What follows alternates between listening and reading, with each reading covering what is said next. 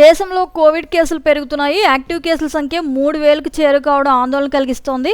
కేరళలో కేసులు వేగంగా పెరుగుతున్నాయి. మహారాష్ట్ర, ఢిల్లీలోని బాధితులు పెరుగుతున్నారు. కేంద్ర ఆరోగ్య కుటుంబ సంక్షేమ మంత్రిత్వ శాఖ విడుదల చేసిన అధికారిక గణాంకాల ప్రకారం కేవలం 4 రోజుల్లోనే కేసుల సంఖ్య గణనీయంగా పెరిగింది. మే 26న దేశవ్యాప్తంగా 1010 యాక్టివ్ కేసులు నమోదు కాగా మే 30 నాటికి ఈ సంఖ్య 2,710కి చేరింది. రాష్ట్రాల వారీగా చూస్తే కేరళలో అత్యధికంగా 1,147 యాక్టివ్ కేసులు ఉన్నాయి. మహారాష్ట్రలో 424, ఢిల్లీలో 294, గుజరాత్లో 223 కేసులు నమోదయ్యాయి.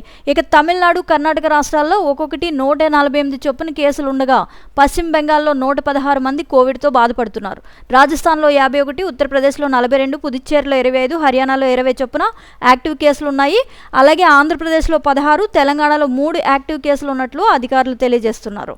మధ్యప్రదేశ్లో 10, గోవాలో 7, ఒడిశా, పంజాబ్, జమ్మూ కాశ్మీర్లలో 4 కేసులు నమోదయ్యాయి. అరుణాచల్ ప్రదేశ్, చండీగఢ్లో 3 చొప్పున, మిజోరాం, అసోంలో 2 ఇన్ఫెక్షన్లు గుర్తించారు. అండమాన్, నికోబార్, బీహార్, సిక్కిం, హిమాచల్ ప్రదేశ్లో ప్రస్తుతం ఒక యాక్టివ్ కేసు కూడా లేకపోవడం గమనార్హం.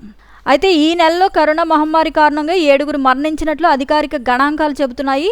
మహారాష్ట్రలో 2 మరణించగా ఢిల్లీ, గుజరాత్, కర్ణాటక, పంజాబ్, తమిళనాడు రాష్ట్రాల్లో ఒక్కొక్కరు చొప్పున మృతి చెందారు. మరణించిన వారిలో పంజాబ్కు చెందిన వ్యక్తి మినహా మిగిలిన వారందరూ వయోవృద్ధులని, వారు ఇతర తీవ్ర అనారోగ్య సమస్యలతో కూడా బాధపడుతున్నారని అధికారులు వివరించారు.